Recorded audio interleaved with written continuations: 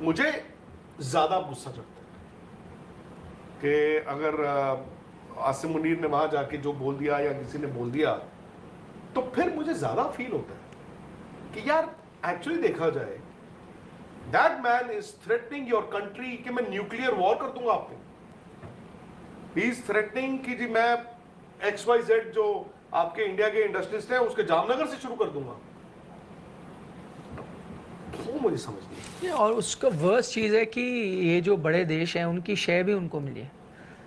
आज मैं कह रहा हूँ आप ये साइन पैक कर रहे हो, वो है आपको पता है अभी लेटेस्ट देखा है उनका क्रेडिट रेटिंग जो पाकिस्तान का वो अपग्रेड कर दिया, आज की न्यूज़ है। नहीं, उन्होंने ये भी बोला है यूएस ने, आप बताएं, कि भाई वो टेररिज्म को उन्होंने बिल्कुल ठीक कर दिया है, उनकी प्रेस और वो जो भी है, और ये कहा हम एक साथ मिलकर टेररिज्म को डील करेंगे, और नाम लिए टेररिस्ट जो ऑर्गेनाइजेशन है उसमें एक भी वो टेररिस्ट ऑर्गेनाइजेशन नहीं है जिसके अगेंस्ट इंडिया ने सवाल खड़े किए। देखो अब दुनिया क्या है, आप ICC, Asian cricket council, BCCI की बात करते हो, वर्ल्ड पॉलिटिक्स क्या है? बिजनेस है। अमेरिका ने क्या करना, अपने हथियार बेचने हैं, उन्होंने अपने फाइटर जेट्स बेचने हैं, उन्होंने अपनी एम्यूनिशन बेचनी है, एंड दे वांट कि दुनिया में 18-20 जगह लड़ाइयां चलती रहे। मैं खुशी को भी कंट्रोल करूं, खुशी मेरे से लेना, मैं आपको भी कंट्रोल करूं, मेरे से लेना। आपने लेने से मना कर दिया, अब वो आपको आंखें दिखा रहे हैं। तो आपने क्यों दोस्ती करी है फिर उनके साथ? मुझे नहीं पता, बट अब आपने क्या किया? आप भी नाराज हो गए हो, कट्टी कर दिया आपने। अब आपने एक प्रेस रिलीज जारी की।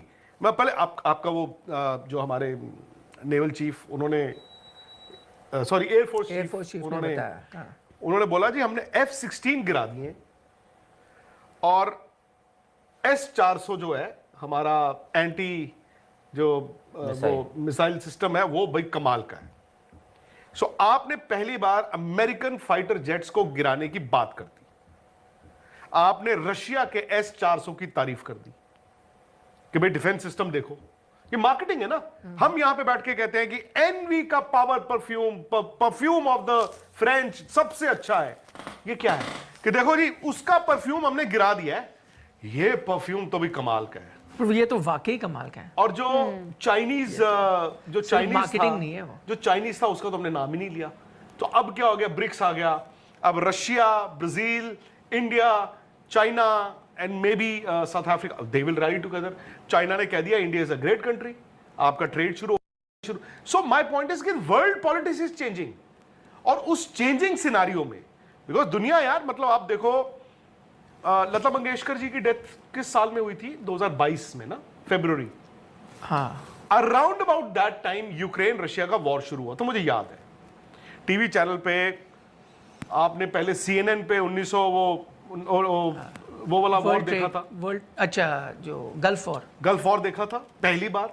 और फिर हमने देखा वॉर आ रहा है, वॉर में टीवी चैनल्स की कवरेज हो रही है।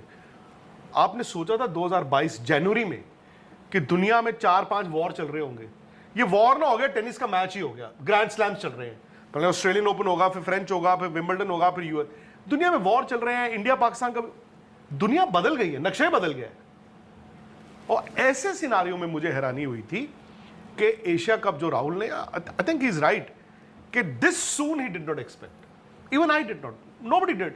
बट अब मैं और आप यहां पे बैठ के डिफेंस काउंसिल की मीटिंग नहीं कर रहे हैं, फॉरेन मिनिस्ट्री की मीटिंग नहीं कर रहे हैं, हम क्या है, सिटीजन, आम तमाशा। लोगों को लगता है, आप में बहुत पावर है, उनको लगता है, क्योंकि मैं जैसे पाकिस्तान ट्रिप है, लोगों को लगा कि वहाँ जाने से, जैसे कि आप एम्बेसडर ऑफ द कंट्री हैं, वहाँ जाके अब आपके जाने से ताल्लुकात बेटर होंगे, या वो लोगों को क्या पता कि आप मतलब वहाँ भी तो तमाशा ही हो। क्या हुआ था उस वक्त तक? कुछ हुआ था? नहीं हुआ था उस वक्त तक, कुछ नहीं हुआ था। उसके बावजूद इंडिया ने कहा कि हम पाकिस्तान नहीं जा रहे हैं।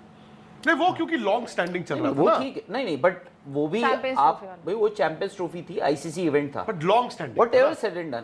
वो स्टांस तो बहुत पुराना है, सिक्योरिटी, वो तो पाकिस्तान भी रख रहा है कि भाई इंडिया नहीं आएंगे, पर वो आता था तब, वो आता था, उसके बाद रख रहा है वो सिक्योरिटी ऑफ द प्लेयर्स। नहीं, बट उससे पहले कौन सा ऐसा ICC इवेंट था जब इंडिया ने मना कर दिया? हाँ ठीक है, उससे पहले ICC का कोई इवेंट भी नहीं हुआ पाकिस्तान में। आई थिंक 2011 वाला जो वर्ल्ड कप था उसमें पाकिस्तान भी एक होस्ट था, उनको हटा दिया था, बट उसके बाद से कुछ हुआ नहीं, पाकिस्तान में कोई ICC इवेंट नहीं हुआ है। तो वो भी एक अनप्रेसिडेंटेड सिचुएशन थी कि आपको पाकिस्तान जाना है फॉर इंडिया वर्सेस इंग्लैंड की सीरीज़ ख़त्म होने के बाद अब सब एशिया कप का ही इंतज़ार कर रहे हैं, क्योंकि इंडिया और पाकिस्तान की जंग होने के बाद हम ये मान चुके थे कि आज के बाद इंडिया या फिर पाकिस्तान कोई भी मैच खेलेंगे, क्योंकि बीसीसीआई ने ऑफिशियली अनाउंस कर दिया था कि आज के बाद ना तो हम पॉलिटिकली कोई पाकिस्तान से रिलेशनशिप रखना चाहते हैं और ना ही स्पोर्ट्स के लिए। और इसी गुस्से में आकर उन्होंने शुएब अख्तर या फिर पाकिस्तान के जितने भी बड़े बड़े स्पोर्ट्स चैनल हैं या स्पोर्ट्स जर्नलिस्ट हैं उन्हें इंडिया में बैन कर दिया गया था। और इंस्टाग्राम और ट्विटर पर भी काफ़ी ज़्यादा अकाउंट्स बैन कर दिए गए थे, जिसके बाद एशिया कप में इंडिया और पाकिस्तान का आमने सामने होना लगभग इम्पॉसिबल सी बात थी। लेकिन आईसीसी के प्रेशर के बाद अब एशिया कप में इंडिया और पाकिस्तान खेलेंगे, क्योंकि दुनिया भर में सबसे ज़्यादा देखे जाने वाला मैच वही है जिसमें इंडिया और पाकिस्तान आमने सामने हों। भले ही कोई भी टीम जीते, लेकिन वर्ल्ड वाइड सबसे ज़्यादा व्यूवरशिप रखने वाला मैच यही है। और ऑब्वियस सी बात है, जिसमें सबसे ज़्यादा व्यूवरशिप होगी उसी में सबसे ज़्यादा पैसा होगा, और आईसीसी का उसी में फ़ायदा है, क्योंकि उन्होंने जो बड़ी बड़ी कंपनीज़ को मीडिया राइट्स दिए हुए हैं वो तो लॉस में जाएंगे, और ऐसा वो कभी भी नहीं होने देंगे। भले ही आईसीसी के चेयरमैन इंडिया से हैं जे शाह, लेकिन फिर भी है तो वो ब्रिटिश की ही कंपनी। और अब एशिया कप जो कि 9 सितंबर से शुरू होने जा रहा है, जिसमें 13 और 16 या 17 को इंडिया और पाकिस्तान आमने सामने होंगे, जिसमें इंडिया की तरफ से सूर्या कुमार यादव कप्तानी करेंगे। और हो सकता है कि संजू सैमसन जो कि as a wicket keeper batsman हैं वो ओपनिंग करें और उनके साथ हों शुभमन गिल। लेकिन देखना ये है कि आखिर होता क्या है। और दूसरी तरफ अगर हम बात करें ओडीआई की, तो इंडिया और ऑस्ट्रेलिया के दरमियान होने वाली सीरीज़ में रोहित शर्मा और विराट कोहली दोनों ही टेस्ट के बाद अब ओडीआई में भी रिटायरमेंट का ऐलान करने वाले हैं। रोहित शर्मा का तो समझ में आता है कि वो फिट नहीं हैं और उनकी परफॉर्मेंस भी कोई इतनी ख़ास नहीं है, लेकिन विराट कोहली हर लिहाज से परफेक्ट हैं।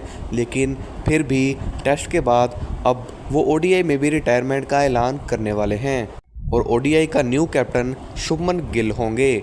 लेकिन विक्रांत गुप्ता इस पर गुस्से में हैं कि शुभमन गिल को अचानक से इतनी ज़्यादा जिम्मेदारियां नहीं देनी चाहिए हैं, और जब क्रिकेट के 2 लेजेंड्स अचानक से रिटायरमेंट का ऐलान करेंगे तो इंडियन क्रिकेट में वबाल बर्पा हो जाएगा।